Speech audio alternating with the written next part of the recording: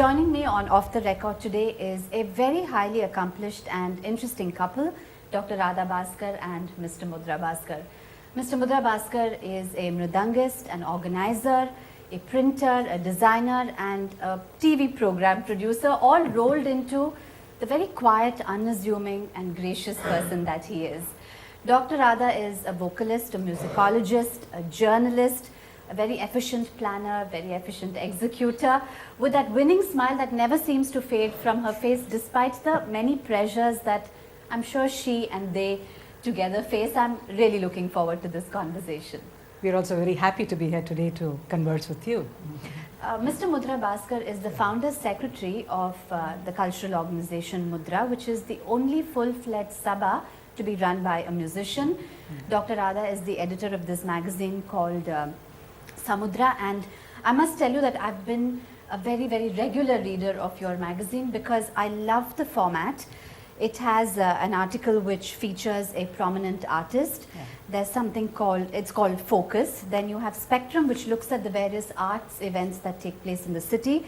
But what I really, really enjoy is the quiz corner, and there's also these names of ragas which are jumbled up, which the reader unjumbles and also wins the prize. And I think it's a wonderful way to inculcate an appreciation of musical knowledge in youngsters and in Rasikas. Now, more than the arts festival that they organize, I really appreciate the music appreciation program that you've been doing, where in a very basic, approachable and demystified kind of way, new Rasikas are brought into the fold of Carnatic music and taught the nuances of this highly complex music system. Yes. So let's start with the magazine, and if you can tell us or share with us some stories or anecdotes from the pages of its history. Basically, this Samudra magazine was started, I think, 7 years back. And before this magazine came into existence, what we had was a newsletter where we used to interview the artists who were to be featured in our Sabha. So, for example, if in February an artist was to be presented by the Sabha, in January itself we would interview that artist and then present it in the form of an interview, so that the Rasikas who come to the concert would have a real view of the style which the artist is going to present and all the background which is going to make him a musician. So they would also know clearly as to what to expect from an artist. What I find really incredible is that the magazine is priced at 10 rupees. Okay. That's because I have a printing industry, that's an advantage. So cost is less, that's one thing. And the passion of us is to promote music. All the time it's not a commercial venture, we don't look at it. That's the advantage of bringing out such a good magazine. Of course, what you say is it's very low priced. For a common man who doesn't know anything about music, unless you price this way, this our work will not reach.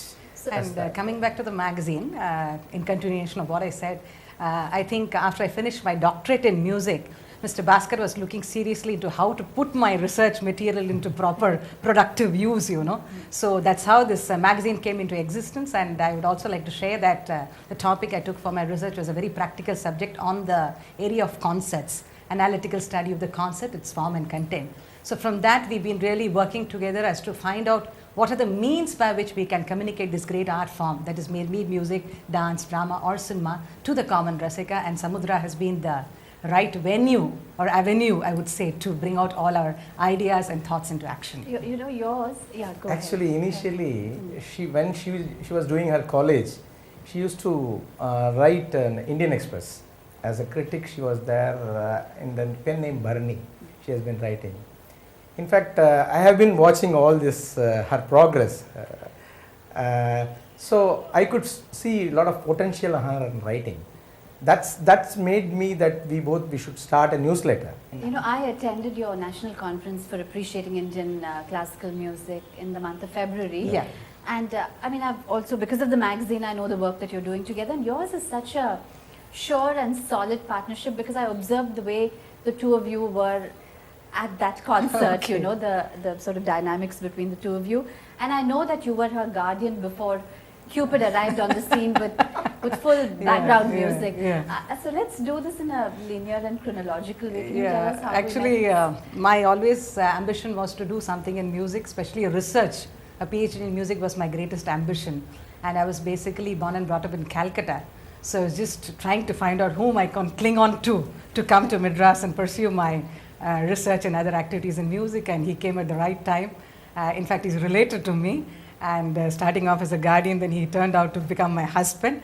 And I should say, not just because he's sitting near me, but I'm truly blessed to have such a wonderful husband who supports me in all my endeavors. Truly. I think it's time for a song then. Okay, and sure. And we have the Mridangam ready. Sure, So sure. your favorite number.